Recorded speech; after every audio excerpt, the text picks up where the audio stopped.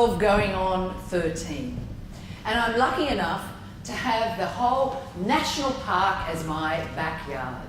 And I love running along those bush tracks and then diverging off the track, following creeks down into gullies, pretending to be Aboriginals and catch yabbies.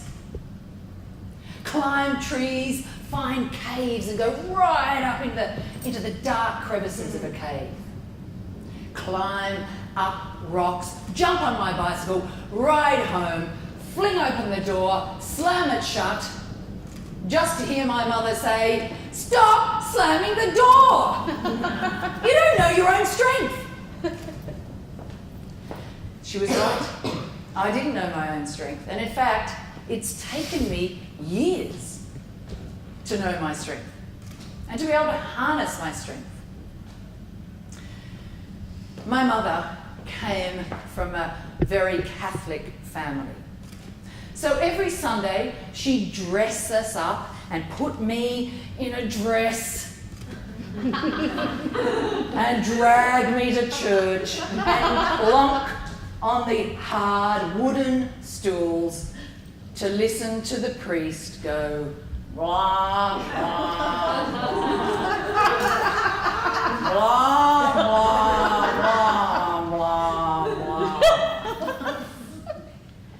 Inside, I'm dreaming and scheming. I know, when I get home, I'm going to get on the bike, I'm going to ride down to Melanie's, I'll get Melanie, we'll go to Sandra's, and from Sandra's we'll go to the Oval.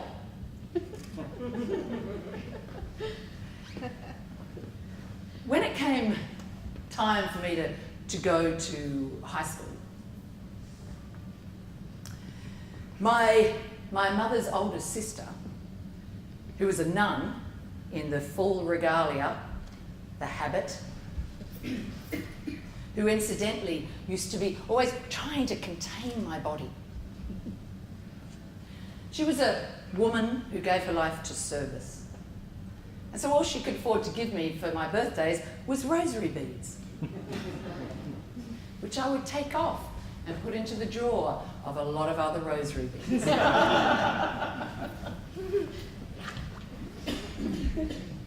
But it came time for me to go to high school, and my mum and my sister and her sister decided that it was best for me to go to a Catholic girls' school miles away from all my other friends who attended the local state school. "Oh no, Mum, don't make me do this. I don't want to go. I really don't want to go." "You have to. It's organised and it'll be good for you." "No, it won't." All my other friends had very cool school uniforms, very short. Mine, keep going, down to the knees, and they were measured. We had to wear gloves and a hat. It took me quite a while to make friends. I finally made friends with a group of girls, and I invited one of these girls back to my place for a sleepover. And it came time for the bath, and I had a great idea. "Oh, I know. Why don't we take off all our clothes and pretend we're Aboriginals? We can pretend that the bath is like a billabong, and we can get up the top here and we can slip into the bath and all the water will go everywhere, and we can see yabbies." And she's looking at me like, "Disgust. No way." Oh, okay. I go back to school, and that whole group of girls turn their back on me.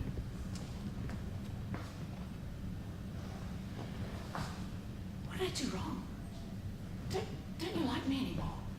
What did I do wrong? And this well of sadness rose up in me, and I had to contain it all day until I could get home and call my mother and say, "Mom, I don't know what I did wrong. They're protecting me. No one likes me. What did I do wrong? I don't know what I did wrong." What I didn't know at that point was a whole lot of other beliefs started to set in. Judgment. I'm not good enough. Shame. I can't show who I really am because I'll be rejected. And self-censorship. I've got to be really careful about what I do and what I say. So just like an iceberg with the visible tip, and beneath that is this mass of ice, I chose to show the world my tip.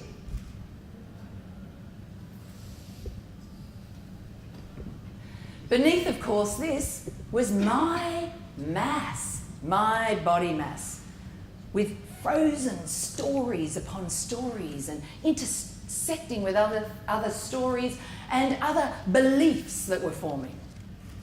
Often limiting beliefs about myself and about the world.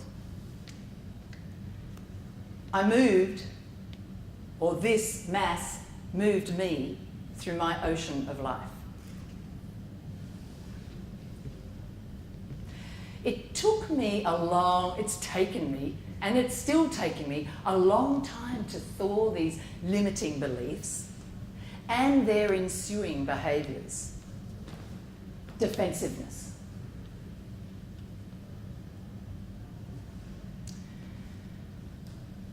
I leave school early, and I'm adventurous, so I go travelling. I go into the world and I just keep travelling. I end up travelling over the other side of the world and I'm free. I feel free. I can be myself. I can recreate myself. No one knows who I am. And that worked for a few years. And then slowly I realise I'm actually quite constricted and I'm still frozen and I feel very small in this big world. Then I'm back in Sydney and I'm on a beach and I spot in this distance this group of people having fun. They're moving all over the place and using each other's bodies to balance on. They're doing acrobatics. From somewhere deep inside this frozen mass, I am pulled like a magnet towards them. And they welcome me and say, hey, we're doing a show on Saturday, come. And so I come to the show and I see them on stage. They're so free. They're letting their bodies just move and their emotions be expressed and their voice is loud. I realise later that takes a lot of skill, and they had been thawing their icebergs. At the time, I'm absolutely repulsed, and equally, I'm very attracted. And I sign up right then and there for a diploma in movement. One of the first exercises we did, when we're all sitting very nervously and excited in the lesson, the instructor says, okay, one by one, you're going to get up in front of class and you're just going to come out and you're going to say your name. And then, one by one, we'll have 2 or 3 people come out and mirror and exaggerate what they see you do.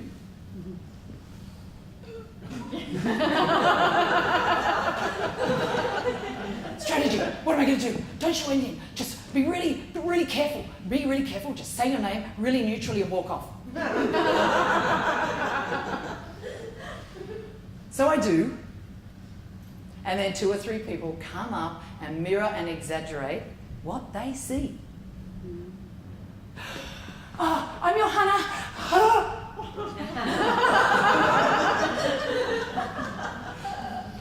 No, that's not what I showed you. And actually, it's not what I intended. What happened? And I learn that this is my body language. And it speaks my untold stories. And I see very clearly that the body speaks very loudly. So I continue with theatre. I get skilled up. in the voice, in the body, in improvisation, in storytelling, in masks, in clown. I do scripted and unscripted theatre on stages throughout Sydney and beyond. Thawing all the time. I reach in to that young girl to harness her spirit. And I do that through a practice in martial arts. I get a black belt and a brown belt in ninjutsu. And this practice takes me to the source, my chi, my zooch, gooch, center. Zorch! My Zorch! And it actually encourages me to use all that power. Kai! Ha! Ha! Yeah. It really got me going. And a lot of other women. Grounded me in my body very deeply. I continued with the fascination of the body, and I trained as a masseuse, but this time I explored what the body holds through touch. And guess what? I open my massage practice and call it body language. So my journey has been a journey of the body, of movement, of finding my voice, of telling my stories, thawing my iceberg. And I've been lucky enough now to work as a communication coach with other people all over the world, thawing their icebergs. I have been in Korea with grown men who actually start to move with their story, speak their story, and tears of relief are released. And they don't end up in this pool of tears, diminished in their weakness at all. I see them rise up in strength and self-knowing and self-awareness. I've seen groups of people, disparate and disconnected, move and share stories and start to find a way to come together and connect.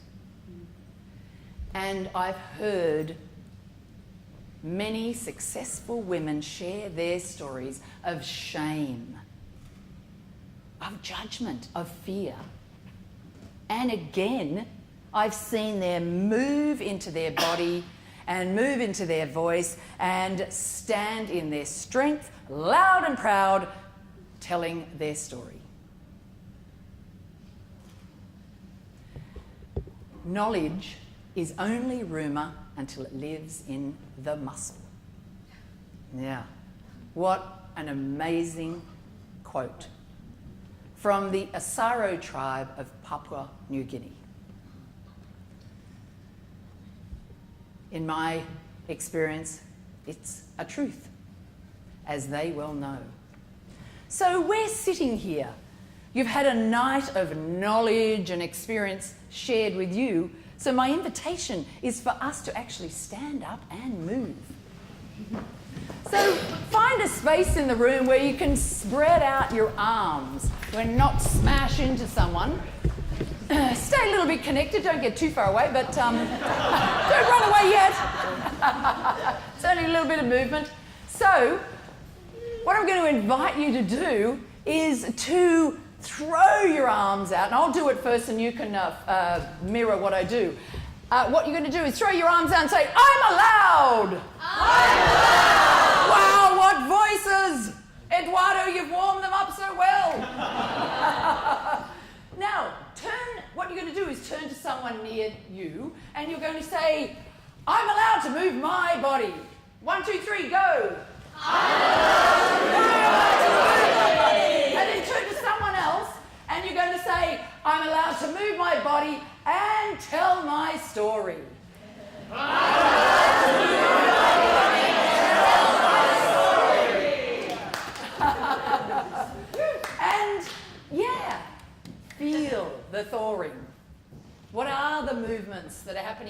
body. I encourage you to follow those. So my mission is really a movement about movement. There's a time to theorize, there's a time to read, but when we get moving, we start to thaw and align all of this and find amazing connections with ourselves, our story, and each other. Thank you very much.